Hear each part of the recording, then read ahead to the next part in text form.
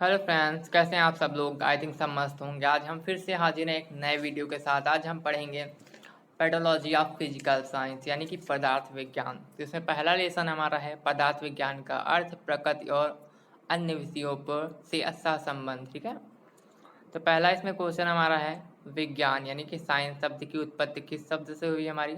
साइंसटिया, process, carbon, black. तो किससे हुई हमारी, बोलो भाई। तो पहला का पहला ही हमारा सही रहेगा, संस्टिया से भी सही है। फिर है 2 नंबर क्वेश्चन, विज्ञान साइंस शब्द की उत्पत्ति किस भाषा से हुई। तो लैटिन, ग्रीक, भोजपुरी, यूनानी। देखो भोजपुरी आ गए हैं, तो किस भाषा से हुई हमारी, लैटिन शब्द की भाषा से हुई। ठीक है। फिर है 3 नंबर क्वेश्चन, किस वैज्ञानिक के अथक प्रयासों के द्वारा कृषि के क्षेत्र में हरित क्रांति का उद्भव नहीं हुआ। इसमें देखो नहीं है, तो डॉक्टर बीवी पाल, बोरेलॉग, डॉक्टर स्वामीनाथन, फैराडे। तो इसे 3 नंबर का ऑप्शन कौन सा सही रहेगा हमारा, फैराडे ऑप्शन हमारा सही रहेगा। ठीक है। फिर 4 नंबर क्वेश्चन देखते हैं हम लोग। फिर 4 नंबर में क्वेश्चन हमारा है निम्न कथन किस वैज्ञानिक से संबंध है। क्या है, हमारी ज्ञान अनुभूतियों की अस्त व्यस्त विभिन्नता को एक तर्कपूर्ण विचार प्रणाली से निर्मित करने के प्रयास को विज्ञान कहते हैं। किसने कहा था, आइंस्टीन, वुडबर्न, कुलश्रेष्ठ यानी गांधी जी। किसने कहा था। 4 नंबर का क्या होगा हमारा, आइंस्टीन ने कहा था। किसने कहा था, आइंस्टीन ने कहा था। ठीक है। विज्ञान शब्द का अर्थ है क्या, जानना, प्रकृति, संसाधन, कृषि। नॉलेज टू नॉलेज सुना होगा ना, विज्ञान जानना। ठीक है, ऑप्शन हमारा सही रहेगा 5 का ए। विज्ञान का ज्ञान होता है क्या, क्रमबद्ध, सुव्यवस्थित, संगठित, उपयुक्त, सभी। तो क्या होता है 6 नंबर का कौन सा ऑप्शन सही रहेगा, बोलो भाई। उपयुक्त सभी ऑप्शन सही रहेगा। हम ज़्यादा तेज तो नहीं पढ़ा रहे, ज़्यादा तेज पढ़ा रहे तो कमेंट में जरूर बताना। ज़्यादा तेज आपको अच्छा लगता है कि नहीं अच्छा लगता है, ये भी बता देना हमें, तो देखते हैं भाई अच्छा लगता है नहीं किसी को। 7 नंबर देखते हैं क्वेश्चन हमारा, निम्न कथन किसे संबंधित है। फिर देखो कोई कुछ कहीं से। ठीक है, क्या विज्ञान का अर्थ केवल मात्र परख नली तथा कुछ बड़ा या छोटा बनने के लिए इसको और उसको मिलना ही नहीं, अपितु वैज्ञानिक विधि के अनुसार हमारे मस्तिष्क को परीक्षण देना ही विज्ञान है। किसने कहा था, महात्मा गांधी, जवाहरलाल नेहरू एंड राधाकृष्ण अरस्तु। किसने कहा था, 7 नंबर क्वेश्चन, बोलो भाई। पंडित जवाहरलाल नेहरू जी ने कहा था, हैं। और क्या है 8 नंबर क्वेश्चन, वैज्ञानिक विधि के अंतर्गत ज्ञानार्जन के लिए या समस्या समाधान के लिए किसका आवश्यकता होती है, बोलो। सूत्र की, उपकरण की, समस्या की, निगमन की। तो क्या भाई समस्या है, समस्या होगा भाई, हैं, समस्या की आवश्यकता होती है। फिर 9 नंबर क्वेश्चन हमारा है, वर्तमान में मानव सभ्यता जितने उच्च शिखर पर पहुंचती है उसका श्रेय उतना जाता है। उसका श्रेय किसे जाता है ना। तो कहते विज्ञान को, गणित को, जनता को, सभी को। देखो वैज्ञानिक है, विज्ञान ऊपर जा रहा है, सभ्यता ऊपर जाती है, किसको जाएगा, वैज्ञानिक को जाएगा। तो कौन सा ऑप्शन सही होगा हमारा, 9 का ए सही होगा, विज्ञान को जाएगा। ठीक है, 9 नंबर का ए हमारा सही ऑप्शन होगा। ठीक है। फिर 10 नंबर हम लोग क्वेश्चन देखते हैं, फटाफट पढ़ेंगे हम लोग। रासायनिक उर्वरकों की निर्भरता को कम करने के लिए किसका विकास किया गया। अर्जन टैंक का, खनिजों का, जैविक उर्वरकों का, बिजली का। तो किसका, जैविक उर्वरकों का हम लोग किया गया। ठीक है। वैज्ञानिक प्रक्रिया पूर्णतः किस पर आधारित होती है। 11 नंबर क्वेश्चन, अन्वेषण पर, उपयोगिता पर, तार्किक चिंतन पर, स्वतंत्रता पर। तो किस पर होती है 11 नंबर, बोलो भाई, तार्किक चिंतन पर होती है। ठीक है। 12 नंबर क्वेश्चन हमारा है, विज्ञान में किसी भी समस्या के समाधान के लिए एक विशेष प्रक्रिया पर बल दिया जाता है, या विशेष प्रक्रिया ही ज्ञान प्राप्त करने की विधि कहलाती। कैसी, समस्याकरण, वैज्ञानिक विधि, निष्कर्ष शोधन। 12 नंबर का क्या होगा हमारा, वैज्ञानिक विधि कहलाती है। ठीक है। फिर 13 नंबर क्वेश्चन हमारा है, विज्ञान वर्ग में कौन कौन दो उपवर्ग प्रमुख रूप से सम्मिलित किए जाते हैं। कौन, भौतिक विज्ञान, जीव विज्ञान, दोनों, बोलो। तो दोनों ही किए जाते हैं भाई। 14 नंबर क्वेश्चन है, विज्ञान किस प्रकार के निष्कर्षों की खोज में रहता है। कैसा, परिणामवाची, पक्षपाती, संख्यावाची, उपयुक्त, सभी। तो परिणामवाची, देखो परिणाम निकलेगा तभी ना वैज्ञानिक को जुटेगा, उसमें कुछ काम करेगा, है ना। फिर 15 नंबर क्वेश्चन है, छात्रों को कम से कम सूचनाएं दी जाती हैं और उन्हें अधिक से अधिक क्या करने के लिए प्रेरित किया जाता है। शारीरिक श्रम नहीं, खेलकूद नहीं, पक्षपात नहीं, अन्वेषण, हाँ भाई अन्वेषण। ठीक है। फिर है, वैज्ञानिक की प्रगति किस पर निर्भर करती है। समस्या पर, अच्छे मापकों पर, अच्छे संबंधों पर, विचारों पर। किस पर करती है भाई, बोलो बोलो जल्दी बोलो। तो क्या होता है, अच्छे मापकों पर होती है। ठीक है। फिर है सांख्य शब्द, का अर्थ है क्या? ज्ञान, संसाधन, प्रक्रिया, समस्या। तो बोलो अभी बताया था ना, ज्ञान टू नॉलेज, ठीक है, यानी कि ए नंबर हमारा सही रहेगा इसमें। 18 नंबर क्वेश्चन हमारा है, वैज्ञानिक केवल किसकी खोज में रहता है? सत्य के, सत्य की, घटती क्रियाओं की या फिर भावनाओं की? तो बोलो सत्य की खोज में रहता है भाई वैज्ञानिक, जहाँ पहुँच जाए वही सत्य हो जाता है। फिर हमारा अगला चैप्टर शुरू होता है यहाँ से, कौन सा? दूसरा चैप्टर। दूसरा चैप्टर का नाम है माध्यमिक स्तर पर पदार्थ विज्ञान शिक्षण के लक्ष्य और उद्देश्य, ठीक है। तो इसमें क्या होता है? माध्यमिक स्तर पर भौतिक विज्ञान शिक्षण के उद्देश्य हैं। कौन से उद्देश्य हैं भाई? बोलो। छात्रों के प्राकृतिक पे प्रति रुचि का विकास करना, भौतिक के सामाजिक उपयोग समझाना, वैज्ञानिक क्रियाकलापों में रुचि विकसित करना है। उपरोक्त सभी तो कौन सा होगा? बोलो सभी, बोलो बोलो। अरे हमें तो बोल दिया बोलो सभी हैं, तो वो हो गया सभी। उपरोक्त सभी हमारा आंसर सही रहेगा, ठीक है। फिर ऐसे शिक्षण उद्देश्य को कितने भागों में विभाजित किया गया? तो कितने भागों में बांटा गया? 2, 4, 3, 5। बोलो कितने भागों में? तो मैं 2 भागों में विभाजित किया गया, ठीक है। फिर 3 नंबर क्वेश्चन है, निम्न में से एक उद्देश्य नहीं है, निम्न में से समस्या सामान्य उद्देश्य नहीं है, कौन से? विद्यार्थी के जीवन में व्यवहारिक परिवर्तन करना, परिस्थिति के अनुसार शिक्षा पद्धति में परिवर्तन करना, ठोस द्रव और गैस की प्रकृति का अध्ययन करना, बालक की तरफ सत्य का विकास करना। तो बोलो 3 नंबर का कौन सा सही रहेगा हमारा? 3 नंबर का सी हमारा सही रहेगा। इस सबसे देखो अलग है, ठोस द्रव गैस प्रकृति का अध्ययन करना, ये कैसे कर लेंगे भाई? हैं उद्देश्य है नहीं हमारा लोगों का, ठीक है। फिर 4 नंबर क्वेश्चन देखते हैं, उद्देश्य का लक्ष्य का क्षेत्र होता है क्या? संकुचित, व्यापक, असीमित या फिर दोनों? देखो संकुचित व्यापक हम लोगों ने फर्स्ट सेमेस्टर में पढ़ा था ना। संकुचित क्या होता है? व्यापक, व्यापक बहुत सारा, संकुचित थोड़ा सा सकुट के रह जाता है ना। असीमित या फिर दोनों, बी और सी दोनों। तो बोलो तो क्या होगा हमारा? डी नंबर होगा। व्यापक भी होता है और असीमित भी होता है, ठीक है।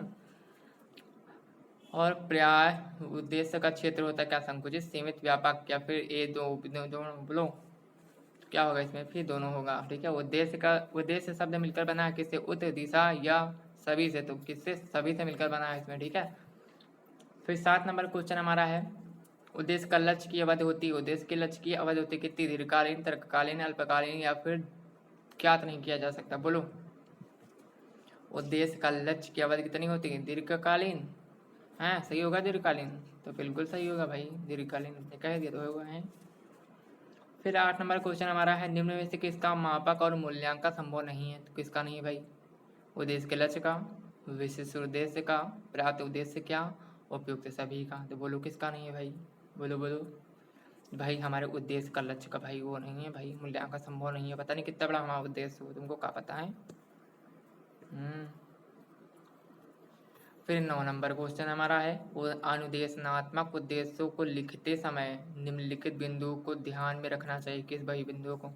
विषय वस्तु का चुनाव, विशिष्ट उद्देश्यों का चुनाव, कक्षा की शिक्षण नीति सही निर्धारण करना चाहिए, उपयुक्त सभी। तो बोलो भैया सब वही पर रखे चाहिए भाई, उपयुक्त सभी होगा। लक्ष्य शब्द किस शब्द से मिलकर बना है? 10 नंबर क्वेश्चन है, दिस, लक्षित, उत या?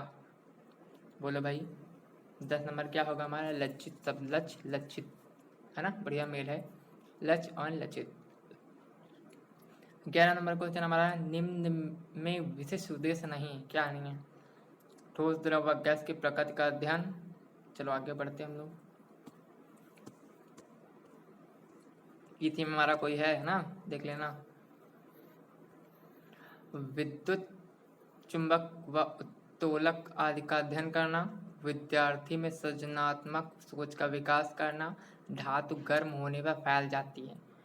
बोलो भाई कौन सा सही रहेगा हमारा? 11 नंबर का हमारा सी ऑप्शन सही रहेगा, विद्यार्थी में सृजनात्मक सोच का विकास करना, ये हमारा ऑप्शन सही होगा, ठीक है। 12 नंबर क्वेश्चन देखते हैं, उद्देश्य का लक्ष्य का स्रोत नहीं है, क्या नहीं है? समाजशास्त्र, संपूर्ण शिक्षा शास्त्र, दर्शन शास्त्र, मनोवैज्ञानिक। क्या नहीं है भाई? मनोवैज्ञानिक नहीं है भाई, उद्देश्य का लक्ष्य का स्रोत नहीं भाई, क्यों नहीं है? 12 नंबर कौन सा होगा? मनोवैज्ञानिक नहीं है, ठीक है। फिर 13 नंबर क्वेश्चन है, प्राप्त उद्देश्य की प्राप्ति की जिम्मेदारी प्राप्त किसकी होती है? संपूर्ण राष्ट्र की, छात्र की, शिक्षक की, समाज की? बोलो किसकी होती है भाई? पढ़ा तो शिक्षक रहे तो शिक्षक की होगी भाई, हैं। फिर 14 नंबर क्वेश्चन हमारा है, उद्देश्यों को व्यावहारिक रूप से लिखने की आवश्यकता एवं महत्व है क्योंकि यह प्रशिक्षण के लिए प्रश्न चयन में सहायक है, इसकी सहायता से मूल्यांकन एवं मापक संभव होते हैं, श्रव्यदस्य सामग्री के चयन में सहायक प्रदान होती है। बोलो उपयुक्त सभी। हाँ बता दो भाई, उपयुक्त सभी चल रहे हैं तो बता दो सभी हैं, तुम हो लोगे। उपयुक्त सभी ऑप्शन हमारा सही होगा, ठीक है। फिर 15 नंबर क्वेश्चन हमारा है जिसका स्रोत मुख्यतः मनोविज्ञान होता है, किसका? समाजशास्त्र का, ज्ञानात्मक उद्देश्य का, पर्याप्त उद्देश्य का, उद्देश्य के लक्ष्य का। 15 नंबर क्या होगा? पर्याप्त उद्देश्य क्या, है ना। ये हमारा बी नंबर हमारा क्वेश्चन सही रहेगा। विज्ञान शिक्षण के उद्देश्य को निर्धारित करने के लिए किस बिंदु पर ध्यान नहीं दिया जाना चाहिए? किस पे? उपयोगिता पर, योग्यता पर, व्यवस्था पर, व्यवहारिकता पर। व्यवस्था पर भैया ध्यान ना दो, हम जैसे हुए पढ़े लिए हैं, यही वाला ऑप्शन है, सही है व्यवस्था। फिर 17 नंबर क्वेश्चन है कक्षा 8 की भौतिक से कार्बनिक और उसके यौगिक प्रकरण के लिए ज्ञानात्मक उद्देश्य नहीं है। क्या नहीं भाई? छात्र कार्बन के यौगिक का प्रत्यय स्मरण कर सकेंगे, छात्र कार्बनिक के यौगिक की जांच कर सकेंगे, छात्र कार्बन को परिभाषित कर सकेंगे, छात्र की यौगिक की सूची बना सकेंगे। देखो चार्ट के छात्र इसमें क्या नहीं कर सकता? बोलो भाई क्या नहीं कर सकता? 17 नंबर क्वेश्चन बोलो भाई, इसमें कहाँ नहीं कर सकता? भाई छात्र अगर की जांच नहीं कर सकता क्योंकि उसमें कुछ होता ही नहीं, ऊपर दिया नहीं जाता, लैब वगैरह कुछ दी नहीं जाता, कुछ नहीं दी जाते हैं। फिर 18 नंबर क्वेश्चन हमारा है कक्षा 8 की भौतिक से कार्बनिक और यौगिक प्रकरण के लिए अनुप्रयोग नहीं है। कौन से नहीं है? छात्र कार्बन के यौगिक के उदाहरण दे सकेंगे, छात्र कार्बन के विभिन्न यौगिक के प्रदर्शन कर सकेंगे, छात्र कार्बन के यौगिक की जांच कर सकेंगे, छात्र कार्बन के यौगिक के प्रकृति का पालन कर सकेंगे, पता लगा सकेंगे। सॉरी। फिर 18 नंबर क्वेश्चन इसमें क्या है? इसमें पहला ही रहेगा इसमें भाई, छात्र कार्बन यौगिक के उदाहरण दे सकेंगे, हैं। फिर हमारे यहाँ से लास्ट चैप्टर ब्लूम शुरू होता है। अरे लास्ट मतलब आज के लिए लास्ट, अभी तो कल देंगे क्लास, फिर से देंगे, ठीक है, ऐसा नहीं है। ब्लूम का वर्गीकरण, शैक्षिक उद्देश्य का संशोधन, ब्लूम वर्गीकरण एवं व्यवहार के संदर्भ में निर्देशनात्मक उद्देश्य का लिखना। देखो ये ब्लूम वाला चैप्टर बहुत ही इंपॉर्टेंट है, चैप्टर हमारा है लेसन में सबसे इम्पोर्टेंट चैप्टर। इसका इसमें देखो समझा दे इसमें क्या होता है। इसमें जैसे कि हम लोगों को अभी टीचिंग लगी थी, इसमें कैसे क्या पढ़ाना होता है, कैसे क्या बच्चों को डील करना होता है, ये सब इसमें हम लोगों को अच्छे से डिटेल में समझाया गया है, इसमें यही सब है, ठीक है। लेकिन थियोरिकल और ऑप्शनल देखो कितना अंतर होता है, ये भी आप देख लो भाई, हैं। देखो पहला ऑप्शन इसमें है ज्ञानात्मक पक्ष का वर्गीकरण किसके द्वारा प्रस्तुत किया गया? ब्लूम, सिम्पसन के द्वारा, कर्तवाल तथा मसीहा, एनसीईआरटी। तो बोलो भाई, देखो ब्लूम वाला चैप्टर चल रहा था, ब्लूम पहले रखे तो ब्लूम को कर दो भाई, ब्लूम ऑप्शन तो जैसे। फिर ज्ञानात्मक पक्ष से संबंधित नहीं है, कौन है? ज्ञान, बोध, नियंत्रण, विश्लेषण। 2 नंबर का क्या होगा भाई? नियंत्रण सही होगा हमारा, ठीक है। भावनात्मक पक्ष से संबंधित नहीं है, क्या नहीं? ग्रहण करना, उद्दीपन, विचारना, व्यवस्था। 3 नंबर का क्या होगा भाई? उद्दीपन होगा हमारा।